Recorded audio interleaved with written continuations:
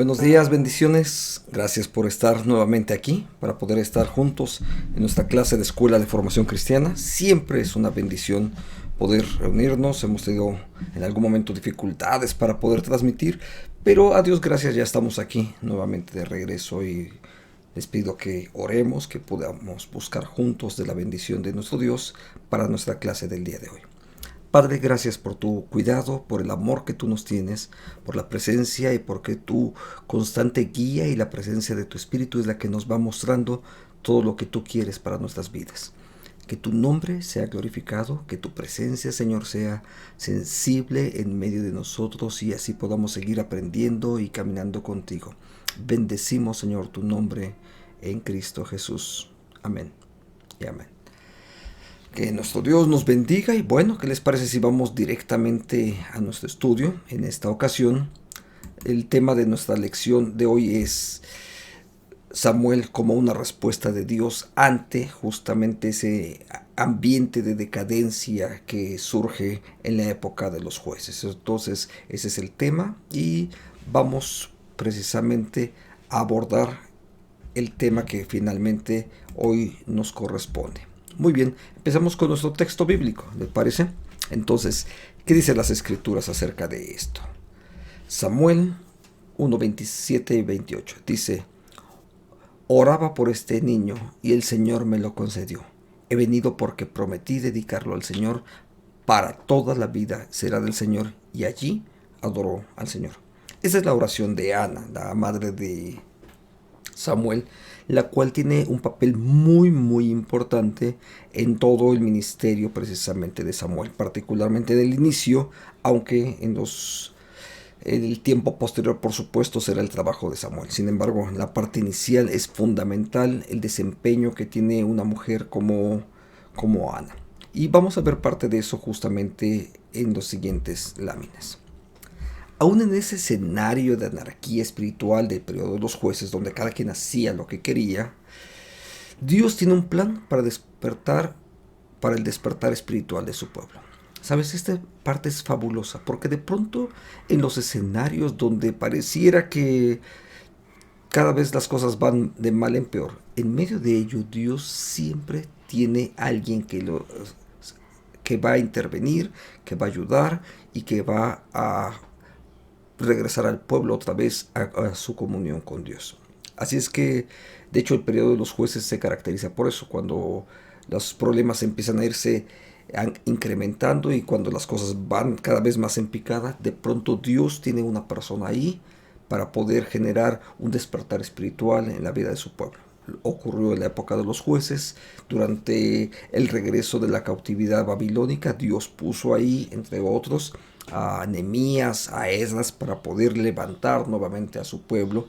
Y si bien tienen un papel temporal y que solamente la misión de Jesucristo es la definitoria en ese sentido, sin embargo el papel de cada uno de ellos es muy importante. En este caso, el joven Samuel va a hacer las funciones de juez, sacerdote y profeta. Entonces él tiene ese amplio desempeño que será sin duda importante también considerarlo para lo que implica para nosotros el sacerdocio universal de todos los creyentes. Entonces, empecemos con el contexto en la época y la oración de Ana en ese momento. Por un lado, y esta parte va a ser interesante señalarla, por un lado, en nuestro contexto anterior, la lección que vimos, la madre de Micaías es una mujer idólatra, pero él apoya y solapa las acciones perversas de su hijo.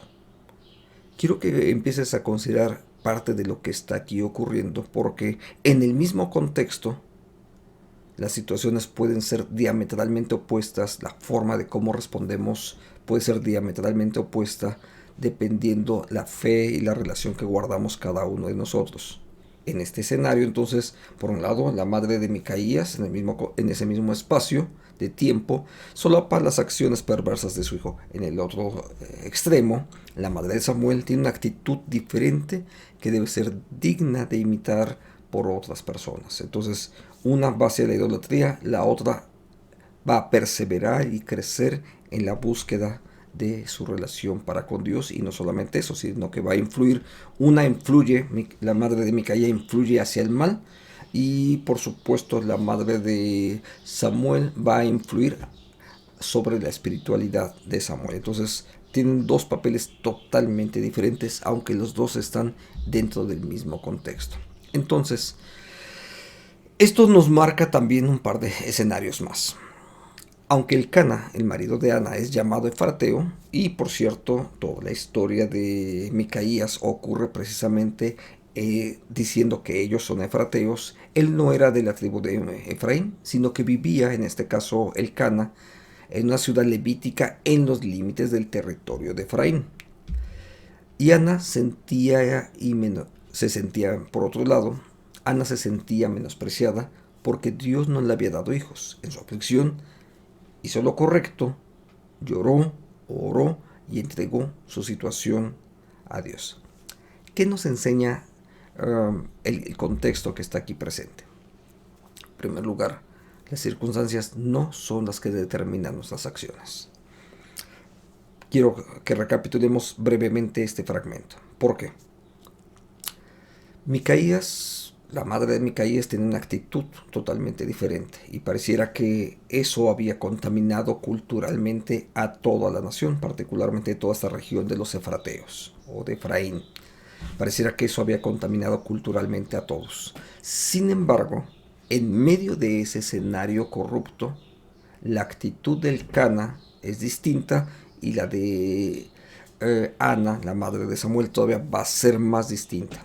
Entonces, cada uno de ellos tienen acciones que no es solamente las circunstancias, no es el clima, no es el ambiente social y político corrupto el que va a determinar nuestras acciones, sino que ha de ser nuestra propia relación para con Dios lo que determina el curso de las acciones en las cuales nosotros estamos siendo partícipes. Entonces, a pesar de un escenario corrupto, resulta que Ana hace justamente lo correcto. Ella llora y entrega toda su situación delante de Dios. No cae en desesperación. Simplemente ella va y hace lo que sabe que es correcto delante de Dios.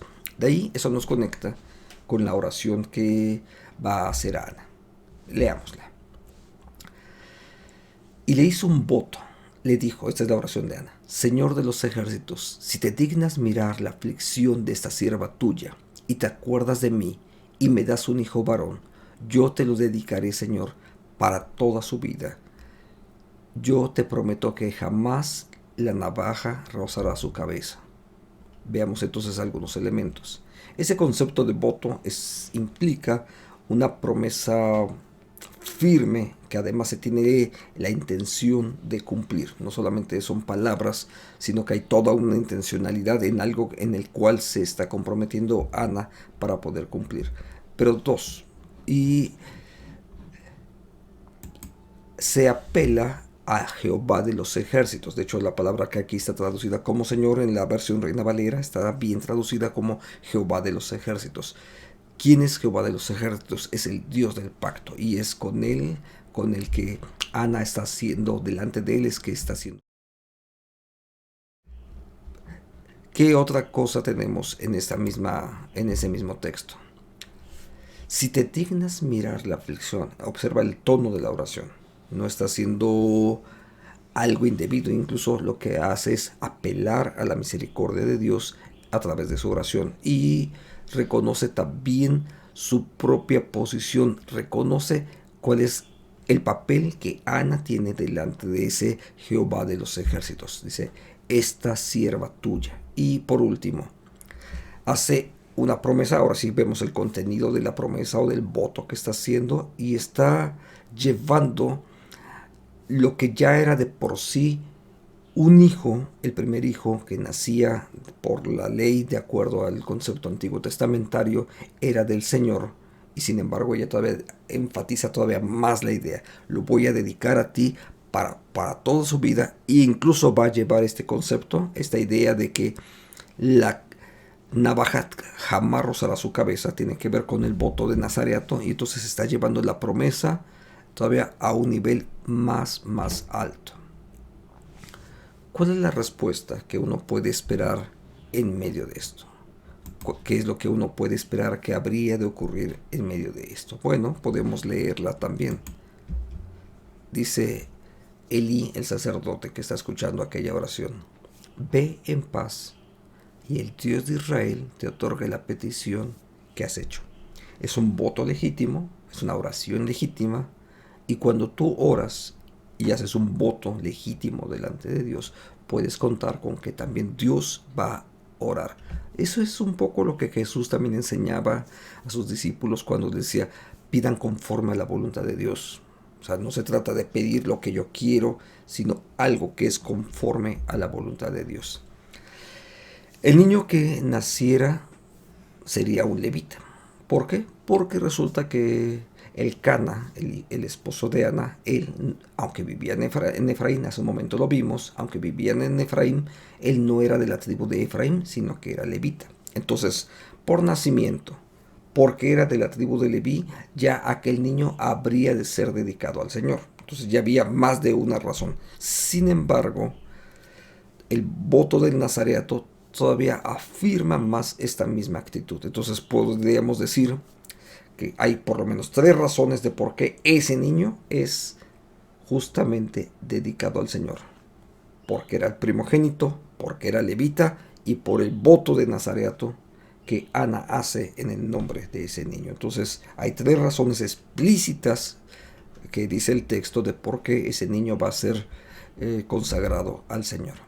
Ahora, por supuesto, una cosa es que haga la promesa a alguien y esa promesa tiene que ser honrada, tiene que cumplirse, si puedo ser más explícito.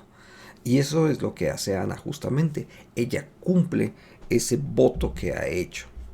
Primero de Samuel 1:20 dice: después de haber concebido Ana, dio a luz un hijo y le puso por nombre Samuel, diciendo: por cuanto lo pedí a Jehová. Ahora, Samuel no significa por cuanto lo pedí a Jehová, sino que está dando a Ana la explicación de por qué, la ocasión del por qué el nombre de Samuel. Samuel significa, su nombre es él, y ese él es un prefijo para hablar de Dios. O sea, su nombre es Dios. Él, Samuel, si puedo decirlo de otra forma, es portador del nombre de Dios. Entonces, por eso, 1:28 dice: yo lo dedico también a Jehová, todos los días que viva será de Jehová, y adoró allí a Jehová. Lo cual, fíjate, es muy muy congruente, porque él es portador del nombre de Dios. De hecho, si puedo ser más extenso en ese sentido, la realidad es que cada discípulo de Jesucristo es portador del nombre de Dios. Cuando nos denominamos a nosotros mismos como cristianos, tenemos que reconocer que esa es parte de lo que estamos diciendo. Somos portadores del nombre de Dios, y toda la vida, a lo largo de todas nuestras acciones, deberíamos de honrar el nombre que portamos. Somos portadores del nombre de Dios. Ahora, ¿cuáles son las consecuencias de todo esto? En el mismo periodo de los jueces había también malos sacerdotes, pero había mujeres valientes de oración, y Ana fue una de ellas. Recuerda lo que hace un momento habíamos mencionado. El escenario corrupto no va a determinar el curso de las acciones de los hombres y de las mujeres de fe, y Ana es un ejemplo justamente acerca de esto. Entonces, en ese mismo entorno, el Cana se volvió a su casa. Vamos a ver cómo va a ir generándose. Se volvió a su casa en Ramá, y el niño, observa esa parte, Ana con su esposo regresan a casa, y el niño ministraba a Jehová delante del sacerdote Elí. Entonces empezamos a observar que efectivamente desde muy pequeño Samuel, que había sido consagrado al Señor, es presentado del templo, y él empieza a ministrar desde muy pequeño. El Cana se volvió a su casa en Ramá, y el niño ministraba entonces ahí. Samuel se convierte así en un ministro del Señor, y él está ejerciendo ahora en el nombre del Señor. Pero podemos observar que también ocurre esto. En la misma época, por cierto, los hijos del sacerdote, de este mismo sacerdote que está entrenando a Samuel, los hijos de Elí eran hombres impíos y no tenían conocimiento de Dios. De hecho, algo de esto vimos la semana pasada también. Entonces, ellos, mientras que él está ministrando, vemos que la actitud de unos era totalmente ajena. De hecho, podríamos continuar con el pasaje de 2 de Samuel 2 y darnos cuenta cómo son gente que ha perdido totalmente la pista acerca del ministerio, de la sacralidad, del respeto que deberían de tener por todo lo sagrado, incluyendo por supuesto su propia relación para con Dios. En contraste con ello, vemos que el joven Samuel ministraba en la presencia de Jehová vestido de un efod de lino. ¿Por qué es necesario marcar otra vez este contraste? En el mismo caso que pasó con Micaías y con la mamá de Micaías y con Ana, que tienen acciones totalmente distintas en el mismo escenario, eso fue, digamos, fuera del templo, ¿no? Ahí en la comunidad. Pero esa corrupción también estaba presente en el templo. ¿Por qué? Porque los hijos de Elí tenían una actitud impía, mientras que Samuel ministraba en la presencia de Dios. Observa que ahí, en el mismo escenario, la corrupción ha ido permeando y aún ha afectado a la gente que ejerce el sacerdocio, pero tienen actitudes también totalmente distintas. Entonces, Dios siempre tiene un pueblo que se mantiene para Él. Dios preserva a esos que a veces le denomina en el Antiguo Testamento, son denominados como el remanente, y que permanecen ahí y que son los que están trabajando día tras día, día tras día, para poder preservar la fe, no solamente en Dios, sino también ayudar al pueblo de Dios en medio de su propio caminar. Entonces Dios mantiene hombres y mujeres fieles que siguen trabajando para el Señor constantemente. Sigo en el texto. Y la madre hacía una túnica pequeña y se la traía cada año cuando subía con su marido para ofrecer el sacrificio acostumbrado. Entonces te das cuenta que no solamente es Samuel solo, sino que ahí hay un sacerdote, que Elí, que a pesar de que sus hijos no están obrando de forma responsable delante de él, delante del Señor, finalmente son adultos y ellos han de ser responsables de las cosas que ya aprendieron, pero que no están ejerciendo. Los hijos serán responsables acerca de ello. Por el otro lado vemos a una familia, en este caso la familia de Samuel, acompañando el trabajo ministerial desde las perspectivas y las posibilidades que ellos tenían, pero acompañando el trabajo ministerial justamente de su hijo Samuel. Entonces desde muy pequeño y a lo largo de los años seguramente siguieron haciéndolo mientras tuvieron fuerzas para poderlo desarrollar. Entonces, dice la Biblia en este caso así: la palabra de Jehová escaseaba en aquellos días y no había visión con frecuencia. Sin embargo, tampoco había rey, ni profeta, ni sacerdote, ni juez, y Samuel tuvo que desempeñar todas estas funciones. Al respecto del sacerdocio universal de los creyentes, nos muestra esto lo siguiente: somos llamados a ejercer los oficios necesarios hasta que Dios provea los ministros que van a ser necesarios. Entonces, mientras tanto, somos nosotros, tú o yo, donde quiera que estemos sirviendo. Mira, de pronto alguien dice, es que lo mío no es la evangelización. Está bien, no es la evangelización o no es la consejería, pero Dios en ese momento a veces nos ha colocado para que tú en ese momento seas consejero, o para que tú en algún momento determinado le presentes el evangelio a otra persona, o para que tú seas el instrumento que en ese momento provea generosamente para las necesidades de otros. Dios ya proveerá en su momento la oportunidad para que otros ministerios también sean levantados. Este fue el caso de Samuel. Él le tocó ejercer todo esto y, si puedo decirlo así, a él mismo le tocó después ungir como rey a Saúl y todavía después a David. Entonces él desarrolla ese ministerio. ¿Por qué? Porque es parte del trabajo al que él fue llamado. Él lo va a desarrollar y lo va a hacer con gratitud, con gozo delante de Dios, porque sabe que ese es un instrumento que Dios le ha puesto, es el instrumento que Dios puso en ese momento para bendecir a su pueblo. Y es Él el que lo va a hacer. Algunas lecciones para nosotros que podemos aprender. Número 1.